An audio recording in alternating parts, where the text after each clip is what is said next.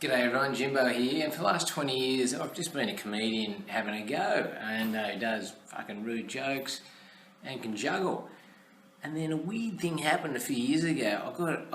I met Gary, and we became mates. And then about a couple of years after we met, Gary became this fucking big superstar on the internet, and things have kind of changed.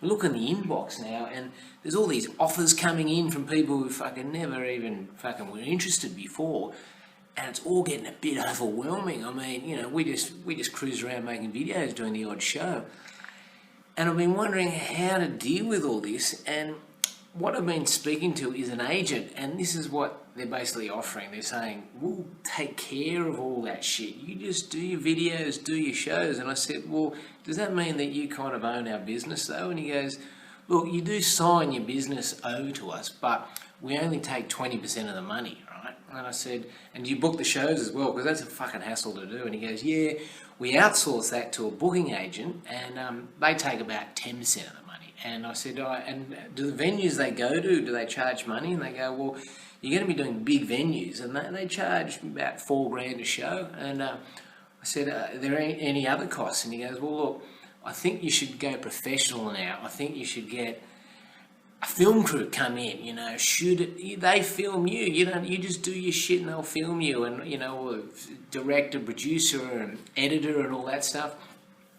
And you should also have a driver, right? And you should also have a personal assistant coming with you, and, you know, someone to just fucking, you know, help you out and shit like that, right? And I said, oh yeah, how many people are going to be in this entourage? And he goes, oh, about 10 to 20.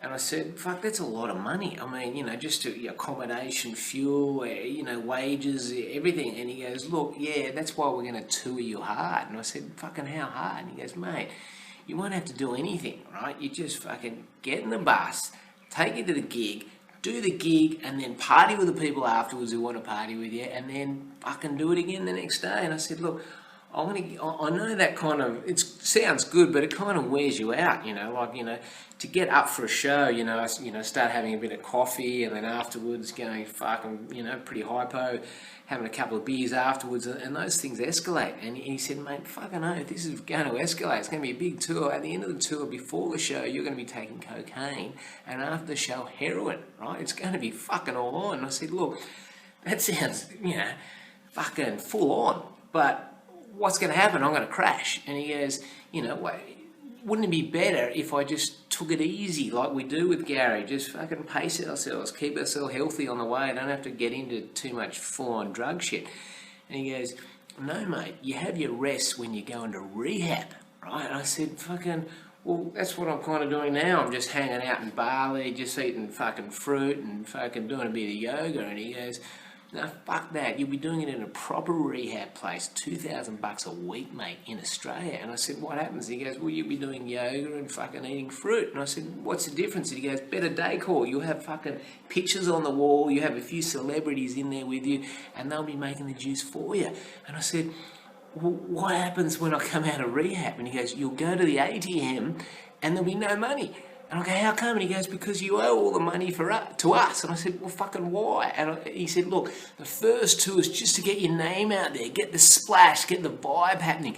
The second tour is where you two are going to make the money. And I said, well, fucking, you know, I don't want to be worn out like the first tour. And he goes, no, it's going to be a short tour. It's only going to be like 6 months. And I said, fucking how many gigs am I going to do? And he goes, about 500. I said, what? He goes, you're going to be doing nursing homes, schools, pubs, clubs.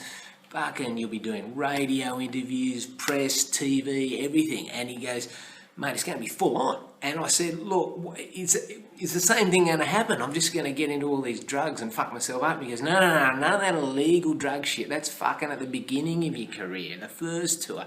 The second tour, it's going to be all properly. We're going to have a doctor with you. It's going to be legit pharmaceutical drugs. He's going to have a needle before the show, just fucking give you some uppers, and then after the show, give you some downers so you can sleep, and you'll be getting jabs fucking up the ass all day, and it's going to be, he's a good doctor. I said, how do you know? And he goes, well, he used to work for Michael Jackson.